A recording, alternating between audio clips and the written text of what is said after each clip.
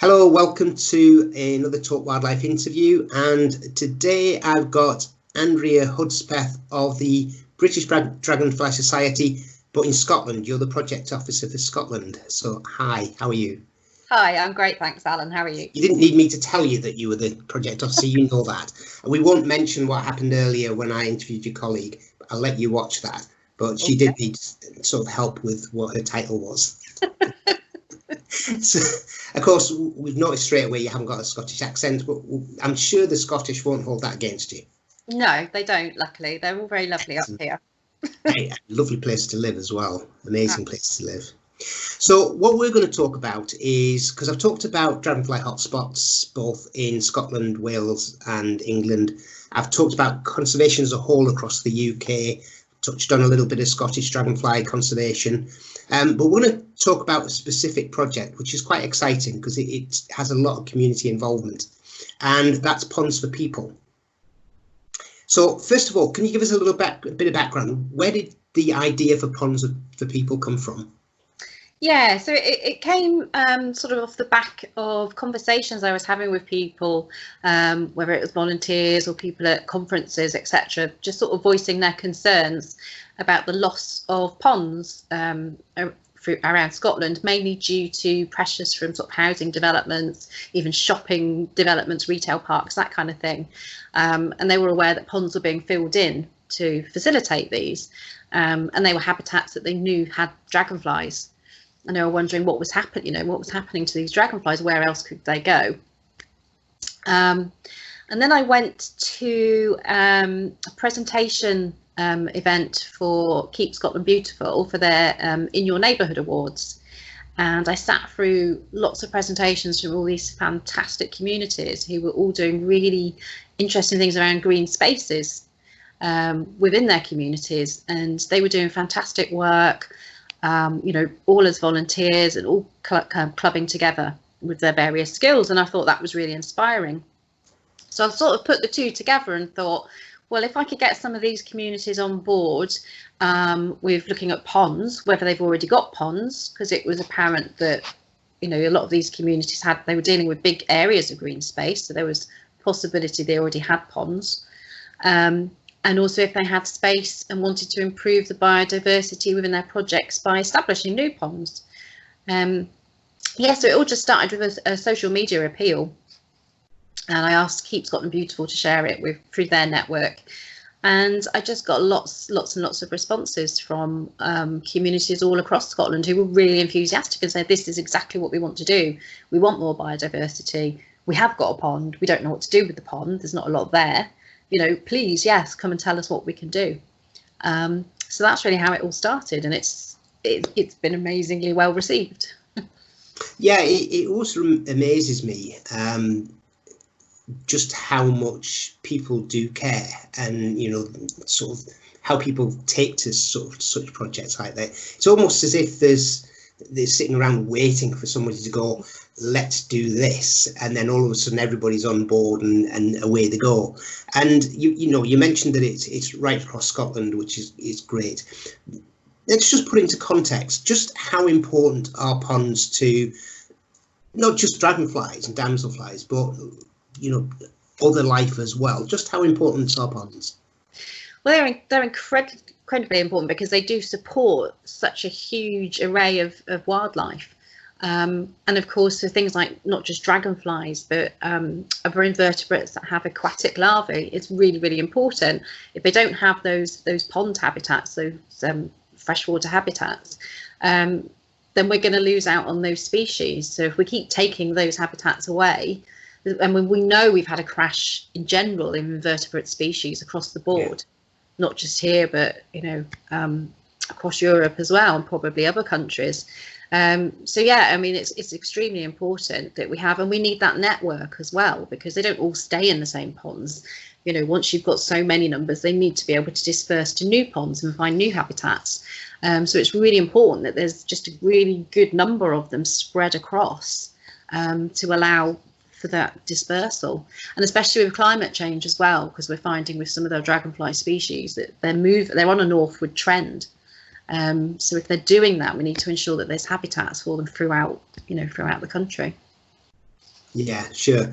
Yeah, and it's the bit that I picked up on there is this importance of we talk about with land natural corridors, and it's similar. It's a case of, like you said, a network of ponds. It's, one in an area isn't enough, because when it comes to dispersal, they need somewhere to disperse to that's within a proximity that they can actually reach. Yeah. So yeah, I mean that's quite key. So how do you go about it? I mean, is this, when you say the community, are we talking about people coming together to put a pond in a town or a village, or is it people that put ponds into their gardens, or is it a mix of both? Is it businesses? Is it farmers? It's a bit of a mix. So it's mostly been communities, but I've also worked with City of Glasgow College and Glasgow University. With City of Glasgow College was quite a unique one, because it's quite a tall building, and they were actually looking to put something on the 7th floor. So they have an big outside area on the 7th floor, and they have a little orchard in there. And they have other gardens and things, and it's courses, for people with behavioural difficulties or learning difficulties, and so it's just giving them the skills to do sort of gardening and things like that. So it was great, and they were like, well, yeah, we quite like to have a pond. So it was only a small pond, but just getting the kids involved in actually then doing that pond, digging it out, putting it in, putting the plants in and everything. It was just a great learning opportunity, and then just to see what arrives. Whether or not they'll get dragonflies, we don't know, but it doesn't matter, I think just the fact that there's a small pond on the 7th floor of City of Glasgow College is great. Yeah, it's got to be certainly the highest one, I thought. Possibly, yeah. Yeah, but you hit the nail on the head there. The important bit is, all right, look, we need to create habitat for dragonflies, and hopefully dragonflies will come if you create that habitat. But it's that involvement. It's getting people involved in, actually doing that and creating that and making those habitats, because it might be that it's the Dragonfly Society that's leading on this and doing ponds for people, but like we already touched on, it's other aquatic invertebrates, and not just invertebrates. Birds might go drinking there. They're creating a natural habitat for something other than just dragonflies. Absolutely, yeah, and that's it. It brings in other wildlife. So there's just a huge opportunity for people to learn about different wildlife and see how important the pond is, and also learning about the management as well, and what's good, what's bad, and how to sort of create this equilibrium. It's a big learning curve, and it's really interesting, I think, for anyone who's in it from the beginning. And hopefully it's self-sustaining. People may leave the community, new people come in, or the kids get involved. Just the possibilities are endless, really. Yeah. And so when did this first kick off? When did it start? Oh, it's a good question. I'm trying to remember now. It was the winter of, where are we now? 2018. I think it was, around the autumn. No, winter. It was the winter of 2018 where it was sort of the embryo of the idea sort of started, and we put out the appeals, and then started visiting sites beginning of last year, so that we were ready to do some training in the summer of last year. So yeah. And how are you supported? Because you said sort of visit some sites, but clearly it's across Scotland. Yes. You've got limited resource. How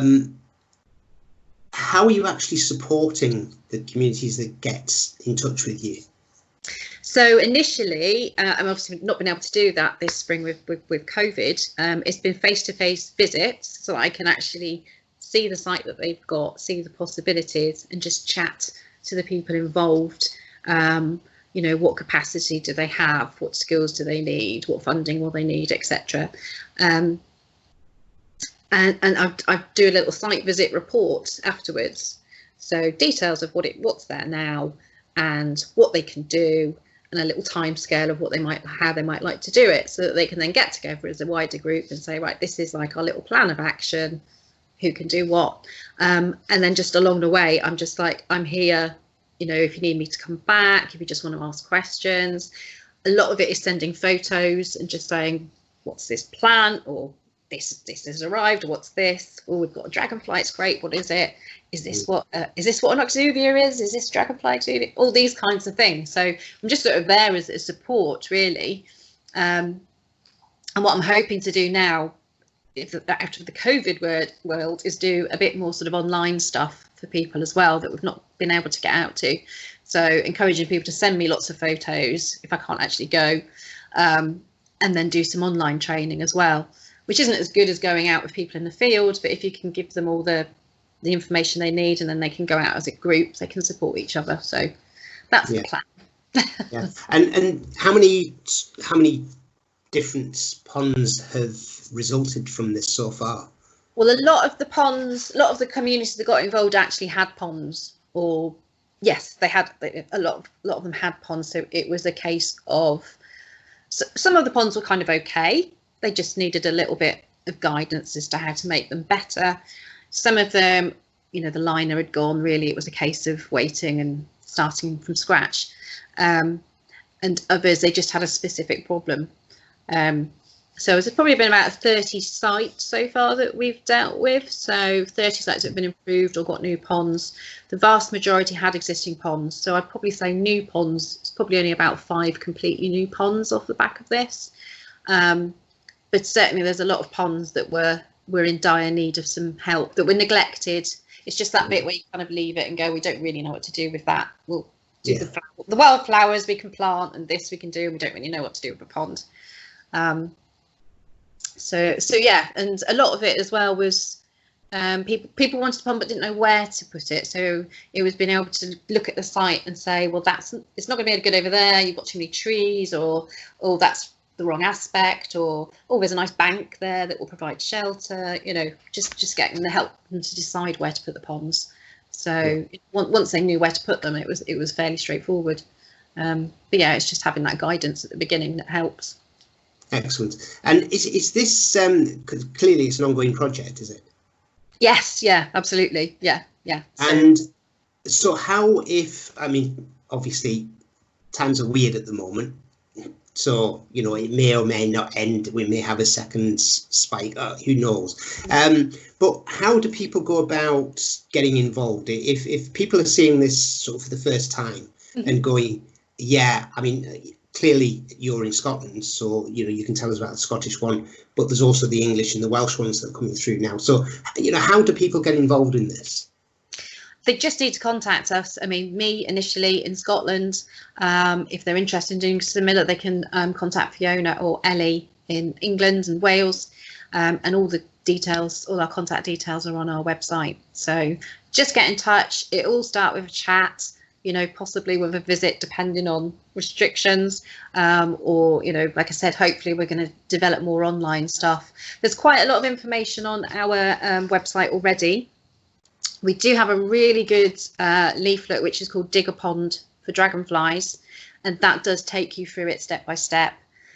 How to decide where to site your pond, what materials you can use, which plants to plant where. So that's a really good starting point for anyone who's thinking about it. But if they want just that little bit more support or reassurance that they're going about it the right way, then yeah, they could just get in touch with us, and they can join the project. That would be fantastic. Great. I'll put a link underneath the video so people can find that.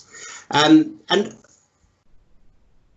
are you looking at a way of then, once this has been put in place, people sort of sending you their records in so that you can keep records?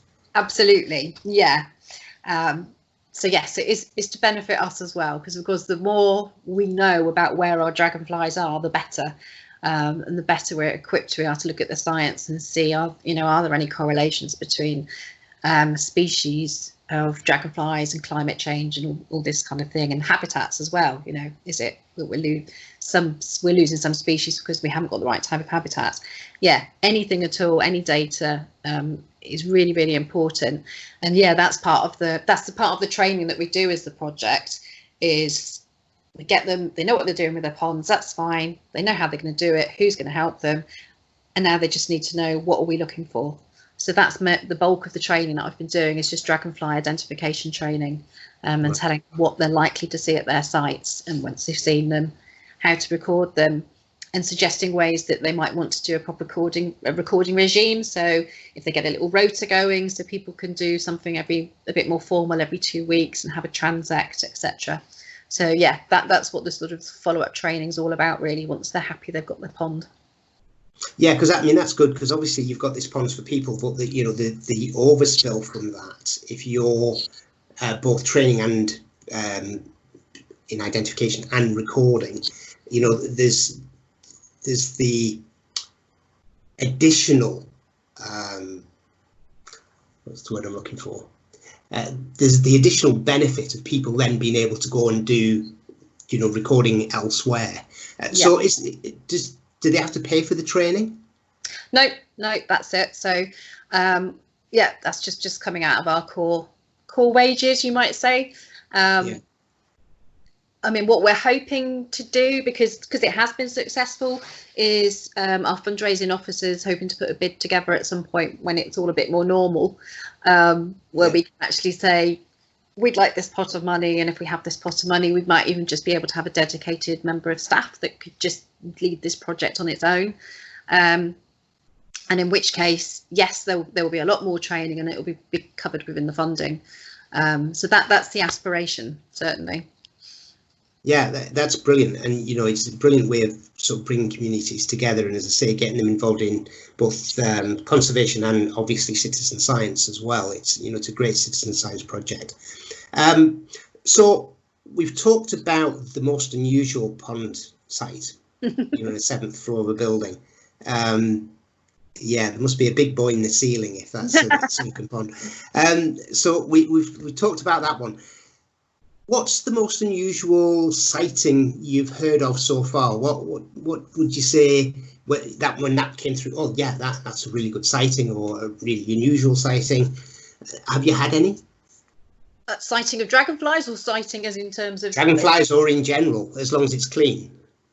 I haven't had any unusual sightings, but I mean, one thing I have had is, out of doing this, one individual has just gone mental for dragonflies off the back of being on the project, and you'll see her name if you look at any dragonfly sites now. You'll see her name and her photos popping up everywhere, and she's not just on her own site, she's going all over now looking for dragonflies, and she's engaging in all the forums, and it's amazing. And I'm like, wow, I just went to meet her one day, and off the back of that, we did some training as a big group, and now she's like one of the biggest dragonfly enthusiasts in Scotland. That's amazing. So yeah, it is really amazing. And yeah, so she's seeing things all over the place, but the things you'd expect for where she is, sort of in the Glasgow, the Lanarkshire area.